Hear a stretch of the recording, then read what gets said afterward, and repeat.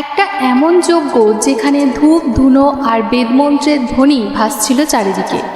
দেব দেবী ঋষি মুনি সকলেই উপস্থিত। কিন্তু ভাবুন তো, সেই মহাযজ্ঞেই যদি মহাদেবকে আমন্ত্রণ না জানানো হয় তবে কি হতে পারে? কি হতে পারে তার ফলাফল জানেন কি? একবার এই অহংকারই জন্ম দিয়েছিল এক মহাবিনাশের, যেখানে মৃত্যু হয়েছিল দেবী সতীর, আর মহাদেবের ক্রোধ কাঁপিয়ে দিয়েছিল ত্রিভুবনকে।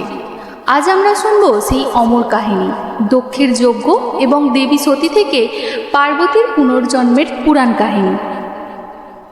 প্রজাপতি দক্ষ ছিলেন ব্রহ্মার মানসপুত্র, এক শক্তিশালী রাজা।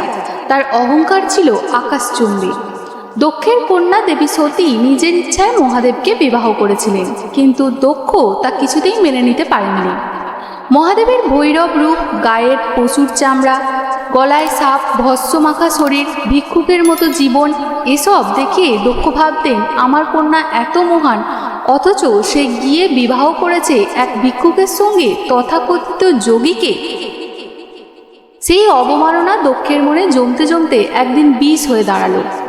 অহংকারে অন্ধ হয়ে দক্ষ আয়োজন করলেন এক বিশাল যজ্ঞের। দেব দেবী ঋষি মুনি সকলকেই নিমন্ত্রণ করলেন তিনি, কিন্তু ইচ্ছা করেই বাদ দিলেন মহাদেবকে। যজ্ঞমণ্ডপ সাজানো হলো সোনার ধাতু, দামি রত্ন, পবিত্র কুণ্ড দিয়ে। সেখানে একদিকে বেদমন্ত্রের ধ্বনি, অন্যদিকে দক্ষের অহংকারের গর্জন শোনা যাচ্ছিল। যজ্ঞের খবর পেয়ে দেবী সতী বাবার বাড়ি যাওয়ার ইচ্ছা প্রকাশ করলেন মহাদেবের কাছে। শিব তখন বোঝালেন, প্রিয় সতী, যেখানে আমাদের অসম্মান করা হয় সেখানে যাওয়া একেবারেই উচিত নয়। কিন্তু দেবী সতী বললেন, সেটি আমার পিতৃগৃহ, সেখানে গেলে কোনো দোষ থাকবে না। অন্তত আমি সেই যজ্ঞস্থলে যাব, আমার পিতৃগৃহে। অবশেষে সতী গেলেন সেই যজ্ঞে, কিন্তু সেখানে গিয়ে যা দেখলেন তা তার হৃদয়কে ভেঙে দিল। যজ্ঞমণ্ডপে সর্বত্র তার স্বামীর অসম্মান ও উপহাস হচ্ছিল। দক্ষ প্রকাশ্যে বললেন, শিব কোনো দেবতা নয়, সে একজন ভিক্ষুক, অলঙ্কারহীন অসুচি ব্যক্তি। তাকে নিমন্ত্রণ করা আমার অপমান হবে, তাই আমি তাকে নিমন্ত্রণ করিনি। একথা শুনে দেবী সতীর চোখে জল এলো।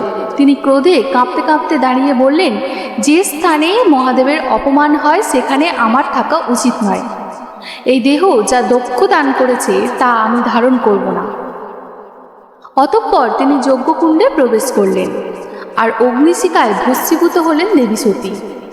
সতীর মৃত্যুর সংবাদ পৌঁছালো কৈলাসে।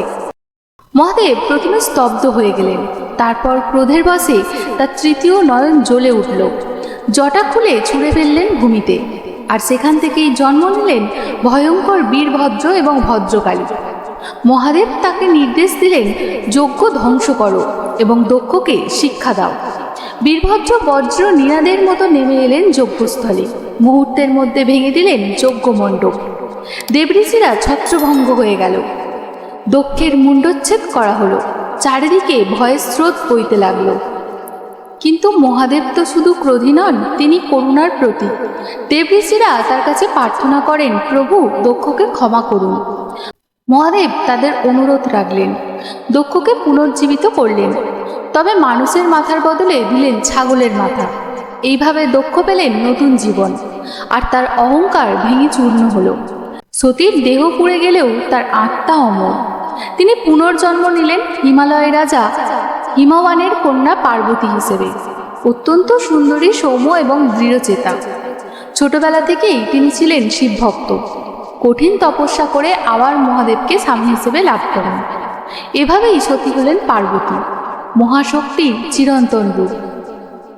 এই কাহিনী আমাদের শেখায়, অহংকার সব কিছুকে ধ্বংস করে দিতে পারে। সত্যিকারের প্রেম ও ভক্তি কখনো শেষ হয় না, মৃত্যু হলেও তার নতুন জীবন দেয়। শিব ও পার্বতীর মিলন আসলে পুরুষ ও প্রকৃতির চিরন্তন ঐক্যের প্রতীক। সতীর আত্মহুতি আর মহাদেবের ক্রোধ আজও আমাদের মনে করিয়ে দেয়, প্রেম, ভক্তি ও করুণা হলো সর্বশ্রেষ্ঠ শক্তি। আপনি কি মনে করেন, আজকের পৃথিবীতে আমরা অহংকারের বদলে এই শক্তিগুলোকে আবার আমাদের মধ্যে ধারণ করতে পারি? আপনার মতামত কমেন্টে জানান। ভিডিওটি ভালো লাগলে লাইক করুন, শেয়ার করুন, সাবস্ক্রাইব করুন এবং আমাদের পাশে থাকুন।